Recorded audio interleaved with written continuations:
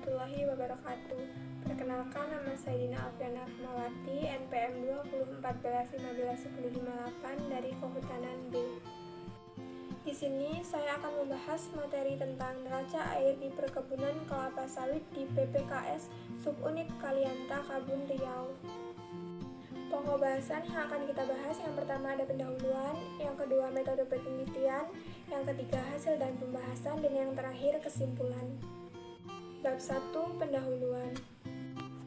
Kerusakan ekosistem hutan tropis dinilai telah berada pada kondisi yang membahayakan keseimbangan sistem ekologis dunia, yang menyebabkan pemanasan global, mengubah tata air, degradasi mutu dan kesuburan lahan, mengancam kepunahan spesies flora dan fauna tertentu, serta menurunnya keanekaragaman hayati hutan tropis.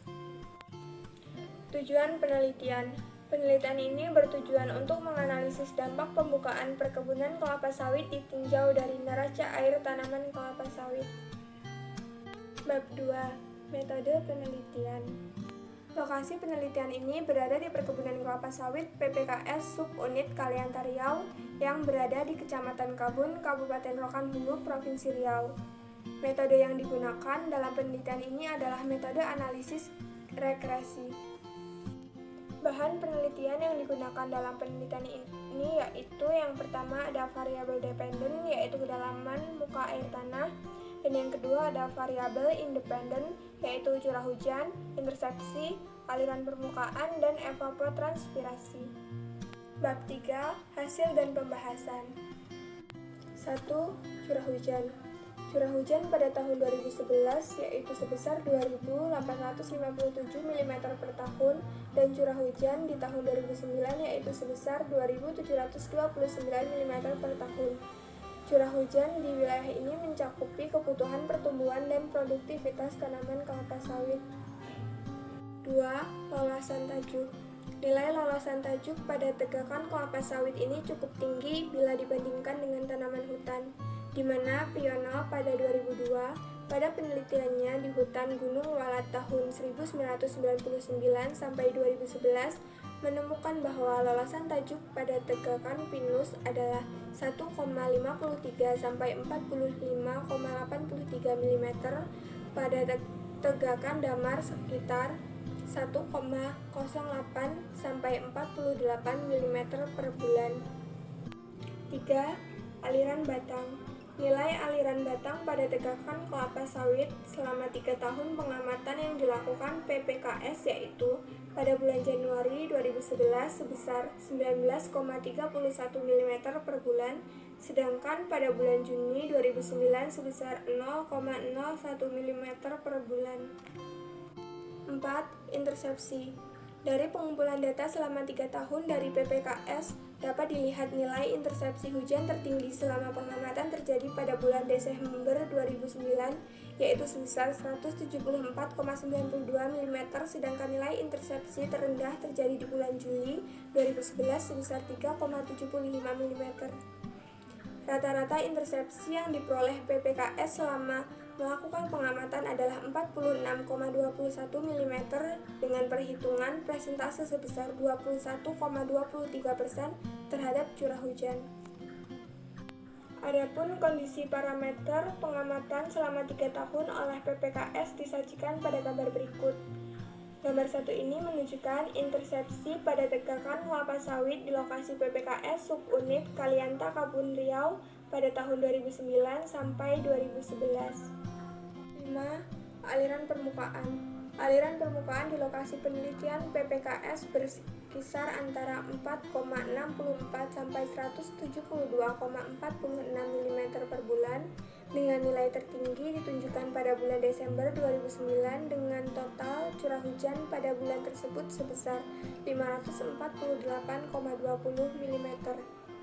Gambar 2 ini menunjukkan aliran permukaan atau runoff pada lokasi PPKS Subunit Kalianta, Kabun, Riau pada tahun 2009 sampai 2011. 6. Evapotranspirasi. Berdasarkan data yang diperoleh selama 3 tahun di PPKS Subunit Kalianta, Kabun, bahwa evapotranspirasi yang terjadi di perkebunan kelapa sawit rata-rata 92,05 mm per bulan. atau setara dengan 1,145 mm per tahun, dengan perhitungan persentase sebesar 39,600% dari curah hujan tahunan. Gambar 3 ini menunjukkan persentase evapotranspirasi berbagai jenis tanaman. 7. Kebutuhan air tanaman. Hasil penelitian Dumairi 1992, Asdak 2000, dan Koster 1938 memperkirakan kebutuhan air pada penggunaan lahan untuk sawah irigasi satu kali panen sebesar 1.200 mm per tahun sawah satu kali panen dan palawija sebesar 2.000 mm per tahun. Tegal palawija sebesar 1.350 mm per tahun, hutan daun jarum sebesar 1.250 mm per tahun, hutan daun lebih tebal sebesar 1.000 mm per tahun, dan pemukiman 1.200 mm per tahun. Gambar 4 ini menunjukkan nilai evapotranspirasi pada berbagai jenis tanaman. 8. Kedalaman muka air tanah di permukaan kelapa sawit dan kakao. Berdasarkan data yang diperoleh dari PPKS, kedalaman muka air tanah di pertanaman kelapa sawit selama 3 tahun pengamatan sangat fluktuatif. Gambar 5 ini menunjukkan kedalaman muka air tanah di pertanaman kelapa sawit dan kakao di lokasi PPKS Subunit Kaliantakabun Riau dari tahun 2009 sampai 2011. 9. Neraca air dan kedalaman muka air tanah.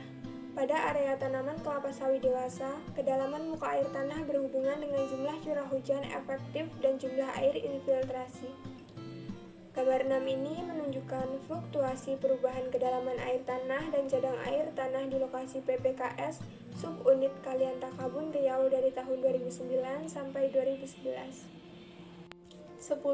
Pengaruh neraca air terhadap perubahan kedalaman muka air tanah. Perubahan kedalaman muka air tanah dipengaruhi oleh curah hujan sebagai sumber pengisian dalam tanah, intersepsi, evapotranspirasi, dan runoff sebagai pengeluaran air tanah. Jika pengisian lebih besar daripada pengeluaran air dari sistem tanah, maka akan terjadi penambahan cadangan air tanah. Sebaliknya, jika pengisian air dalam tanah lebih rendah daripada pengeluaran air dari sistem tanah, maka akan terjadi pengurangan muka air tanah. Bab 4. Kesimpulan. Perhitungan persentase intersepsi pada tegakan kelapa sawit memiliki nilai sebesar 21,23% dari curah hujan. Evapotranspirasi di perkebunan kelapa sawit berkisar 68,23 sampai 125,63 mm per bulan dengan rata-rata sebesar 92,05 mm per bulan atau setara dengan 1.104,5 mm per tahun. Sekian yang dapat saya sampaikan, kurang dan lebihnya saya mohon maaf. Saya akhiri. Wassalamualaikum warahmatullahi wabarakatuh.